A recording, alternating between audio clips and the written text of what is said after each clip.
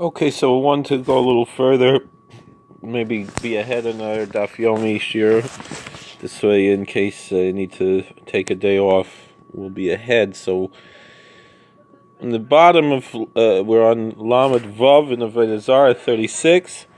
So, in the bottom of 35, it says, V'shemen shelahen, the pagan oil was not kosher, according to the rabbis, but because it's a rabbinical decree, you're allowed to have benefit from it. So the Gemara asks, where does the prohibition come from? And they said later Rebbe and his Bezdin said that it was kosher. They reversed the ruling.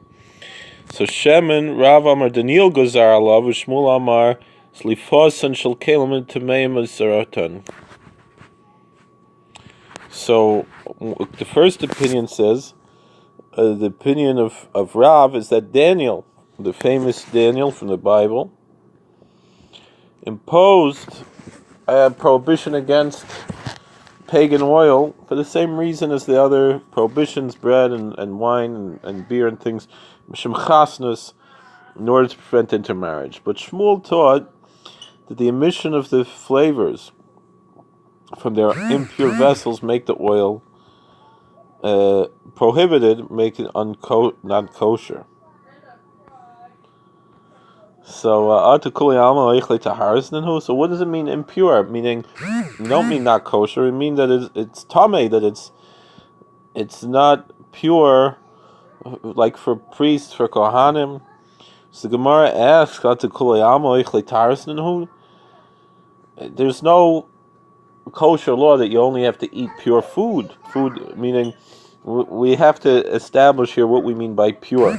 There's Levitical purity and there's kosher. Kashrus you have to keep. Levitical purity only really applies to things like in the temple, the Beis HaMikdash, to Truma, even outside the Beis HaMikdash, certain offerings that were offered to the priests, donations that were given to the priests essentially from regular foods, those had to be in the state of purity and so forth. So the Gemara answers, so we're not talking about tahara, tum and tahara, rather as lifasan shel kelim asur sartan. But rather that the oil is prepared in non-kosher dishes, and that makes it not kosher. Amalei Shmuel Rav Shlomo the Didi, the minas lifasan shel kelim asur sartan. So Shmuel said to Rav, it makes sense what I'm saying, because it's not kosher pots, so the oil's not kosher. Hainu hachi. Asa Rav Yitzchak bar Shmuel bar Marta v'Amar Darish Rabbi Simlai ben Netziven Shemen Rabbi Yehuda ve'Isdin Nimno Alavi Tiruhu. Because that's why when Rav Simlai came to Netzivim, he said, when Rav Yitzchak bar Shmuel bar Marta came to Babylonia from the Holy Land, he taught that Rav Simlai taught that Rabbi Yehuda, meaning Rabbi Yehuda Anasi, Rabbi, and his Bezdin took a vote, and they said that non-Jewish oil is kosher. So we could understand that. I mean, how are they allowed to permit such a thing? So the halacha is that a bezdin, a court that is gadol b'chacham minyan, that has more people, and the people there have more wisdom than the previous bezdin, are allowed to override the rulings of a previous bezdin. And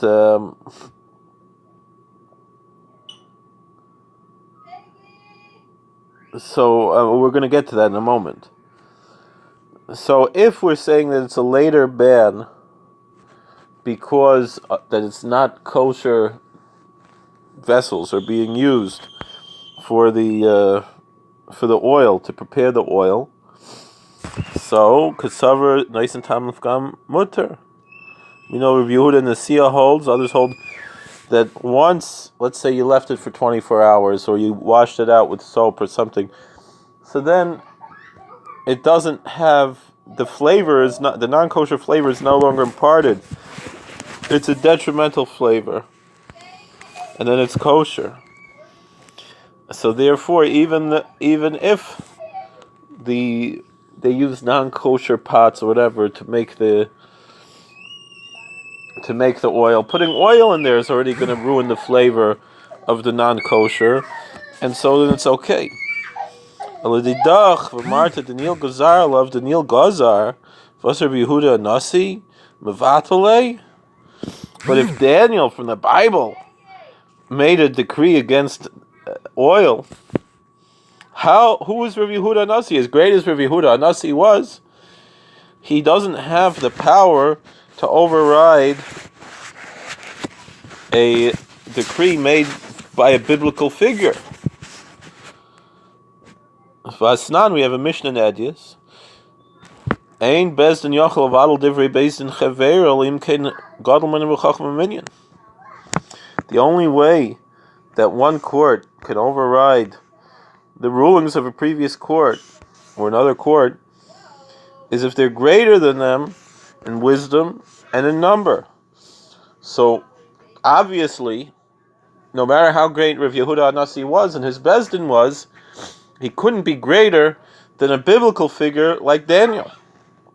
And so he wouldn't have the right to override a decree that was made by Daniel from the Bible, from his bezdin, from his Sanhedrin. Amalei Simlai Ludah. So Simlai Ludah said, Shmuel said, Simlai Ludah Kamart.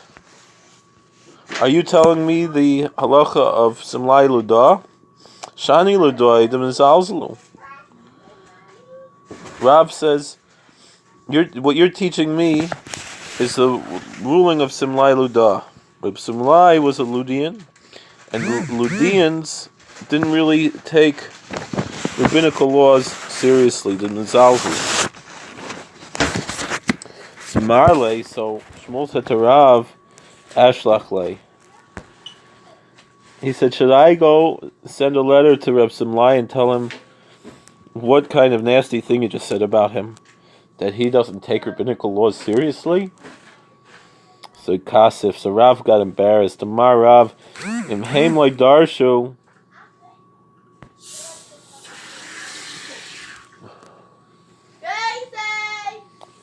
Non-Lord Sinan. So Rav said if they didn't explain the following thing I'm going to show you from the Bible, how can we not understand it like this? Vachsiv. It's written in the Bible like this, in Daniel. V'yasim Daniel aliba yashali yiskorel v'aspaga melech v'yayin mishtav. So, v'yayin mishtav. So then Daniel decided that he's not going to defile his soul with non-kosher food, with the king's bread, or with the wine of his drinks. And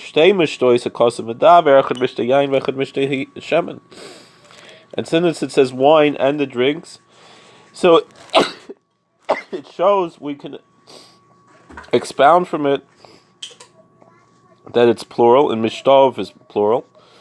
So that means both wine and oil. So we have an exposition of the biblical text, which would seem to indicate that Daniel was the one who prohibited non-Jewish oil.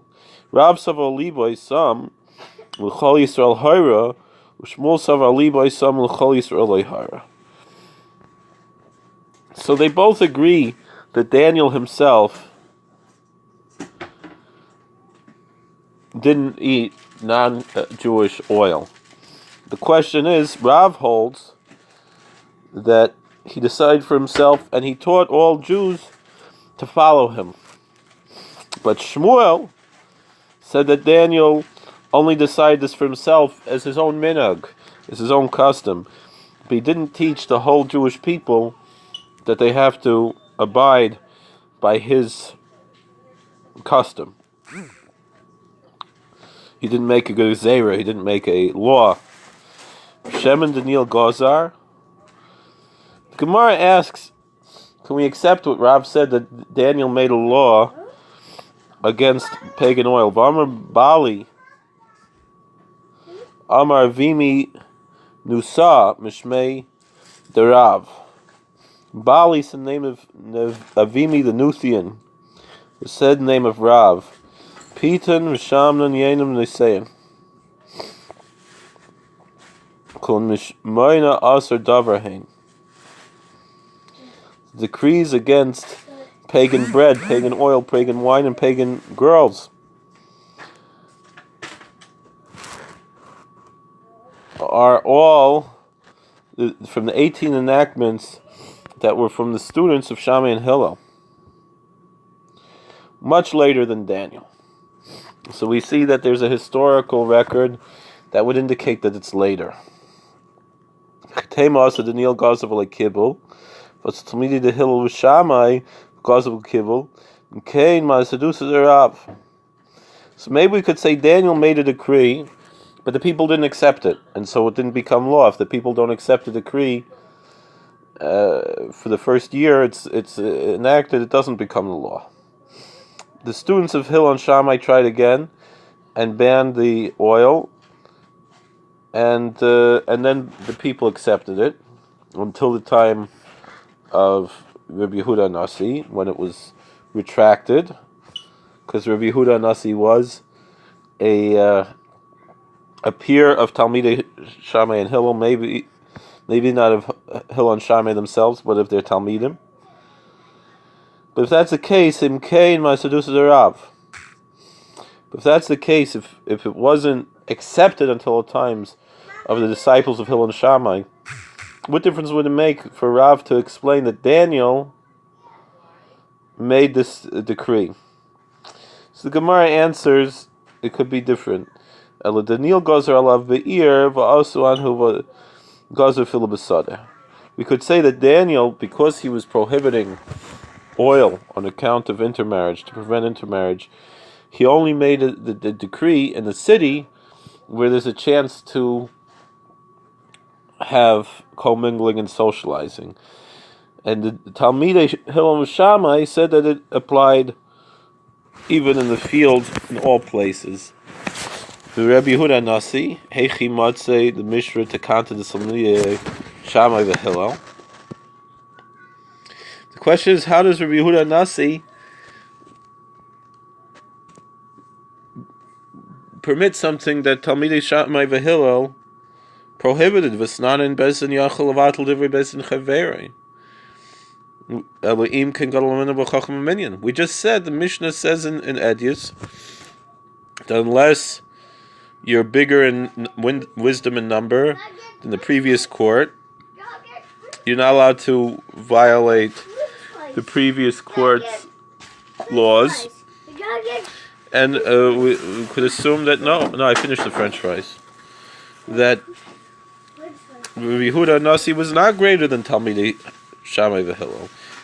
And furthermore, Ha Merabba Bar Chana Rabbi Yechanan, Bakol Yochel Avatel Bezdin Divrei Bezdin Chaveroi Chutz Mishmar Nasser Davar Shafilu Yavay Eliyahu Vezdin and Shaiman Loi.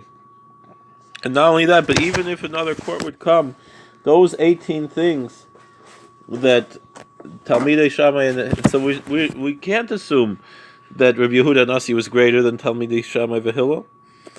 And not only that, but even Elijah the prophet couldn't get rid of those decrees of Talmidei Hillel Shammai. We wouldn't listen to him. Amar Rashia Matam.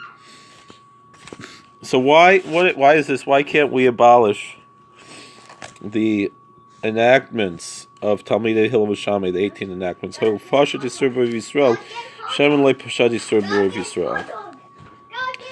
So in general, most of those prohibitions were accepted, but the prohibition against oil wasn't accepted among the majority of the Jewish people. Damar Rabbi Shmuel, Rabbi Yechanan, Yashvu Rabbi Seinu Badku al Shemen, Shlei Pashti Sur B'Rav Yisrael. Shmuel Bar Abbas and Rabbi Yechanan, that the rabbis checked it out and saw that most Jews did not accept the prohibition against pagan oil. Samchar b'sein al divrei ben Shimon Gamliel v'al divrei Rabbi Elazar bar Tzadok sh'ayarmim goyzen gezer al tzibur im kein rov tzibur yichol la'amid ba. And they accepted that, which Rabbi Shimon Gamliel said, and Rabbi Elazar bar Tzadok, they both said that we don't make a decree upon the Jewish people unless they're able to keep it. And they weren't able, and since they didn't want to keep it, it wasn't accepted.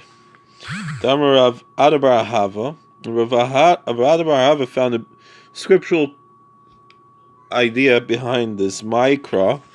Where can we find this in the Bible? The Meira Atem Neirim Voisetem Koivim Kuloi. In Malachi, the Navi Malachi, chapter 3, verse 9, it says, "You are cursed with a curse, and you rob me, the entire nation." Which means that only if the entire nation is able to accept something, then a law goes into effect, and if not, no. So Gufa.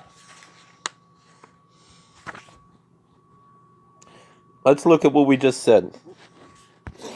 So Amar Bali, Amar Avimi Nusa, Shmeidarav. Avimi said, now we're on Amud Beis, by the way. Bali said the name of Avimi ben Nusa, the Nuthian. Was the name of Rav. Pitan Risham Yenim they saying, Kulan Mishmoin Asa Davarhain. That pagan bread, oil, wine, and girls are all prohibited by the 18 enactments of Talmidei Halav Shammai. They say, Mai, what kind of thing is this? The pagan girls were prohibited by a rabbinical decree. It's a biblical law that you're not allowed to marry a pagan girl. So how can we say that it's a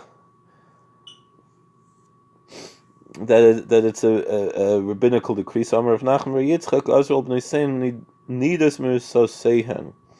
So Rav Nachman Bar Yitzchak said what they mean is that really, according to biblical law, we have, of course, the law of nida, that a woman, once she has a period, she's impure until she is clean, and then immerses in a mikveh. And there's two aspects to it. One is what we spoke of before, Levitical purity. She can't go to the temple, in the ancient temple in Jerusalem, things like that. And also, she can't touch her husband. The husband can't touch her until she goes to the mikveh. And by biblical law, that only applies to Jews, to Jewish women. Non-Jews don't have tumas nida, according to biblical law. However, the rabbis decreed that pagan women, even when they're babies, they're nida, that they're not allowed to touch them, in order to avoid, coming to commit a sin with them. Uganiv. Now, some people say, I've seen that some of these anti-Semitic tracts against the Talmud that say, "Oh, look at how much the Jews hate the non-Jews. Look, they're saying that even their babies are disgusting and dirty." And the answer is, no, what it means is that you're not allowed to touch them. It's that's not allowed to marry them, and you should stay away from committing a sin with them, which obviously would be a horrible thing if it's done with a child, a disgusting and evil thing, and so the rabbis made laws against it. So again, that also shows all of the claims that the Talmud allows evil things, like we mentioned, like that, with children, disgusting and evil things. We show here that no, they did not allow it. Even they were very strict against it. So we're going to go further. Uganiva mishmei derav amar kulan mishum avodas kechavim gazer behem. So Ganiva said in the name of Rav So all these things, bread, oil, wine, and pagan girls, it's all because of idolatry. What does that mean? Dechi aser Rav Acha bar Ada Amar Rabbi Yitzchak Gazral Pitan Mishum Shamnan.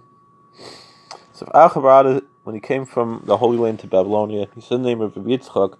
They made a decree against pagan bread because of the pagan oil. They said no bread, so they shouldn't take the oil. Why is oil stricter than bread?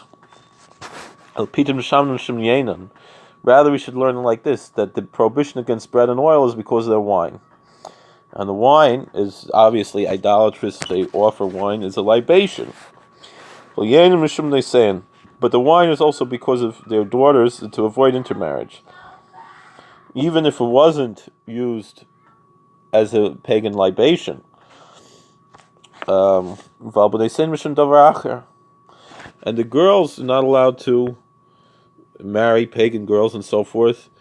And they made decrees even against touching them and so forth because of something else, meaning idolatry. And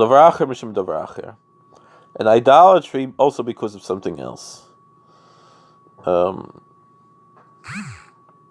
And we'll see what something else is there. They said that they call idolatry davar acher because they don't want to mention it. It's so disgusting. They say deraisahi, but the Gemara asks, what are you talking about? You're not allowed to marry a pagan. You can't marry them. That's already in the Bible in Deuteronomy 7:3. That you can't marry a pagan. You can't marry a pagan woman. So what prohibition? So how can the rabbis make a decree against something that's already prohibited? From the Bible. So the Raisa Sheva Umos Avol Shar Akum Loi Vasu Anhu V'Gazru Afilu the Shar Akum. So the Gemara says no. There's 7 Canaanite nations, right? There's the Canaanite, the Girgashite, the Amorite, the Jebusite, the Hittite. What are the other 7 altogether?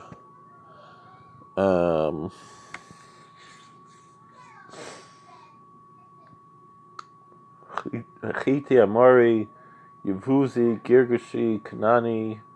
There's 7. I don't remember all of them. Maybe someone else will remember. What are the 2 that I'm forgetting?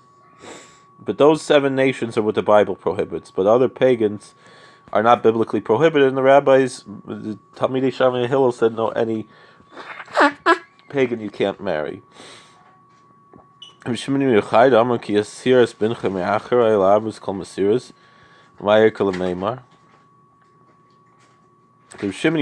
says no.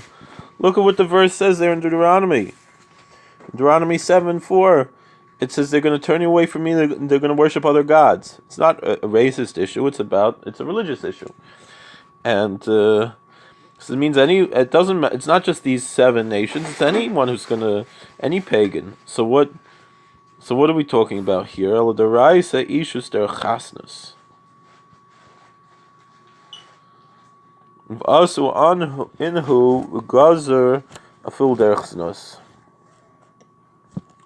So the rabbis then go say like this. They say, biblically speaking, they say you're not allowed to get married to a pagan. But the Bible doesn't say that you're not allowed to sleep with a pagan. It doesn't say, in the list of the arayos, in the list of the forbidden relations, which are mostly family, or a married woman, married someone else, those are the ones you're not allowed to sleep with. But the pagan is not mentioned. And so therefore, from a biblical standpoint, there would be no sin to just have a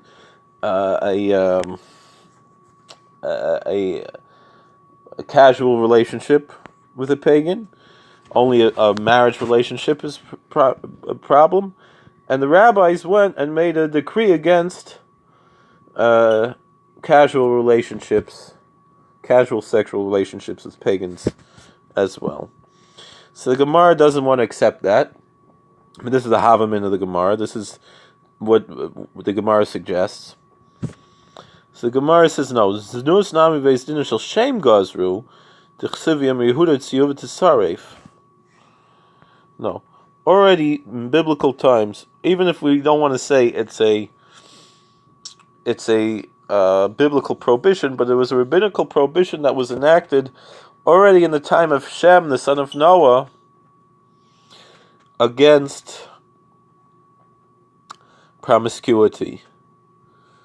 As we see in Genesis 38, verse 24, that Judah said that Tamar, his daughter-in-law, should be burned for her sin of harlotry.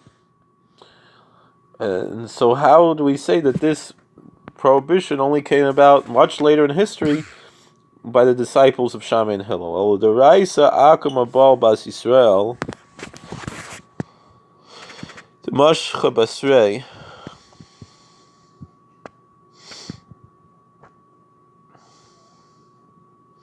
So the answer is no.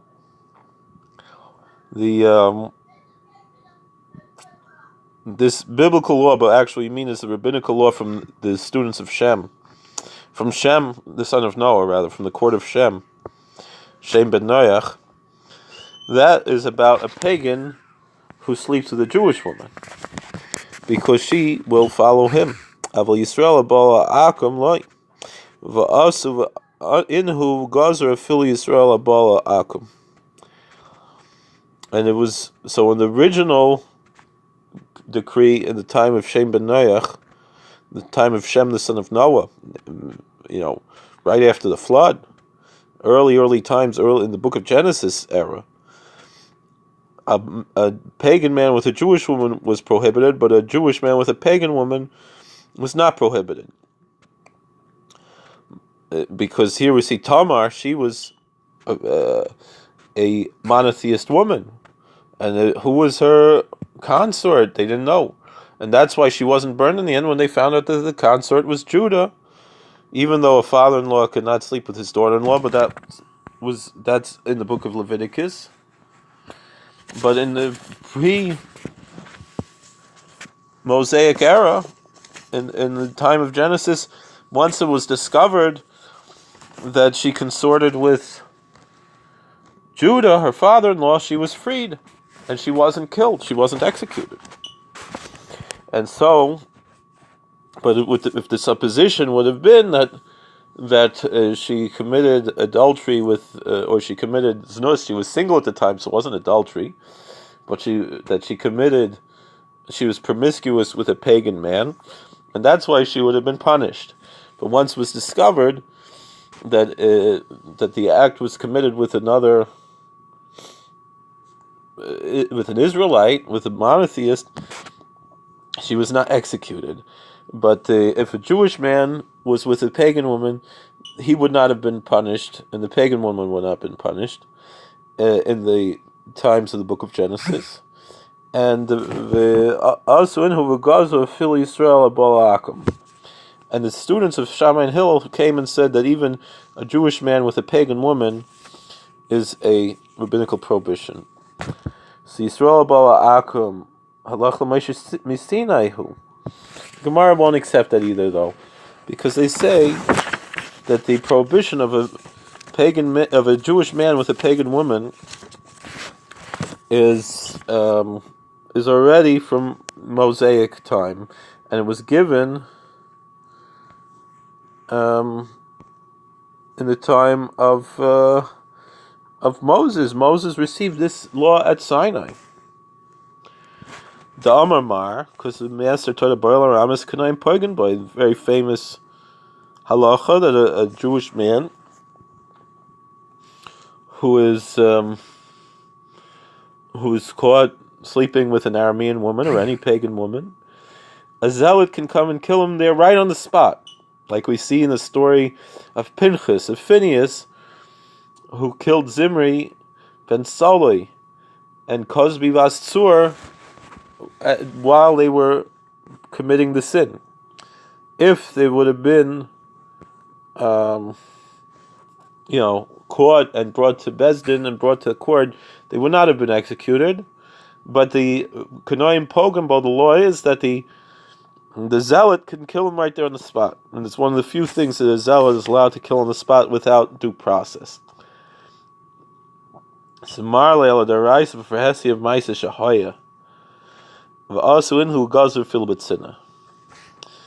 So the Gemara answers, well, the biblical law is like the story of Phineas, where it's a public act, meaning everybody knew about it.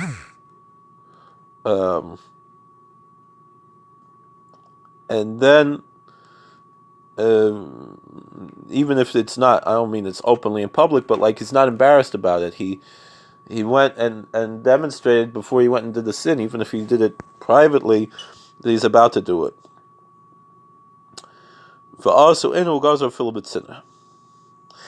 Sha'ama and Hillel's students said that even if someone's trying to keep it a secret and it's private, now it's become a sin according to rabbinical law. But the Gemara asks, "But sin and nami based in shel chashmonai gazru."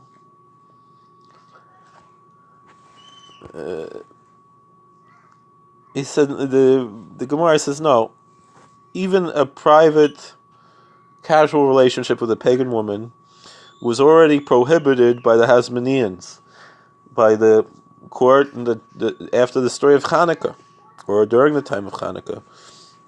The Chi Asa Rav Dimi Amar Beis Din Shel Chashmonai Gazru Yisrael Bala Akam Chayv Nishum Nishka. When Rav Dimi came from the Holy Land to Babylonia, he said that the Hasmonean court said that a Jewish man who's with a pagan woman is punished because of Nishka. Nishka stands for Nida, Shifcha. Nida, we said, is a woman that's having a period. Shifcha is a Canaanite slave woman who is not allowed to marry. Goya is a pagan woman. And Ashes Ish, that even though from a biblical standpoint, it's not considered to be adultery if a Jewish man is with a pagan's wife. A pagan with a pagan's wife is adultery with another pagan's wife, but a Jewish man with a pagan's wife is not adultery from a biblical standpoint, but the rabbis made it into adultery. And so they included Ashes Ish. Ki also Ravin Amar Mishum Nishgaz. And when Ravin came from the Holy Land, he said no. He said in the Nishgaz, instead of Ashes Ish, was the Zoina, who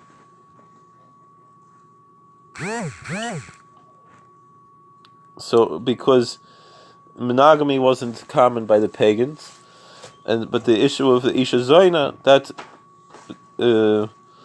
is a different prohibition, including for a Kohen is never allowed to be with the Isha Zoina, with a promiscuous woman, and there's an Isser for a Jewish girl to be a Isha Zoina. So Kigazu Veisdina Shel Chashmonai Bia of a Yichud Loi, Va'asulin Hu Gazra Filo Yichud. So Gemara answers that the Hasmoneans, their decree was only with an actual relationship. But to just be alone with a pagan woman, that's not. But the Talmud Shammai Hillel said even to be alone together with a pagan woman was what the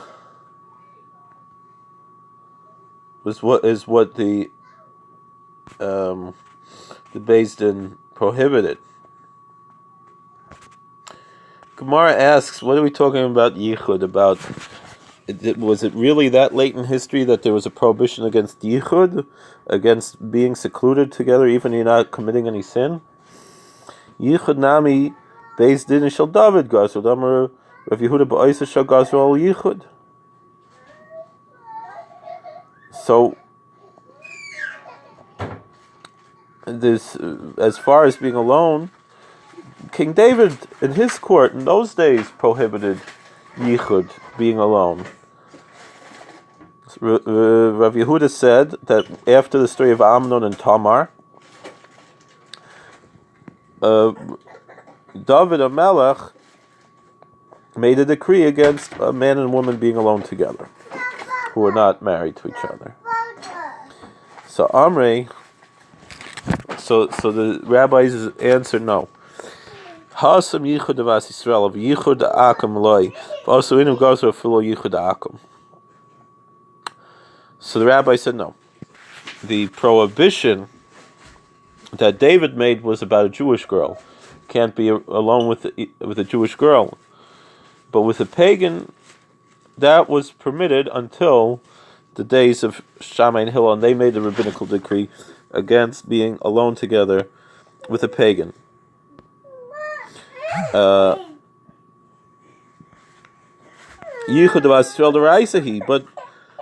why did David have to make a prohibition against yichud, against being alone? With that's a biblical law. Amar Rabbi Yochanan Mishum Rabbi Shimon Yod Tzadok Remes liyichud min atar menayin shenem kisischa chicha ben imecha chi ben em mesis ben av eno mesis bein misyachidim imoy bein acher misyachidim kol harayis shebetorah. He says it's a remez, it's a hint from the Torah. In Deuteronomy, chapter 13, verse 7, it says, if your brother, your mother's son, should instigate you to go, and he's a missionary trying to get you to worship pagan gods. Gemara asks, what does it mean, the son of your mother? The brother who's the son of your mother. What about the son of your father? What if he's only a half brother? What are you talking about here? So the answer is that this teaches that a mother and a son can be alone together because they're not going to go and commit a sin. But any other, but any other of the arayas, any other forbidden relationship, like mentioned in Deuteronomy, they're not allowed to be alone together. So a man with another man's wife is not allowed to be alone together. It's a biblical prohibition. So, but the Gemara answers yichud araisa deishes ish. For us, the davar gozer filo yichud penuya. So we say no. The answer is here. The Bible prohibits an erva. For example, aishes ish, a married woman. That would be adultery. But David said even a single girl, a single woman, in the old days they were allowed to be alone together, but when he saw it happened with his children, with Amnon and Tamar, then he said even a single girl you can't be alone with, because they might go and do a sin like Amnon did with Tamar. So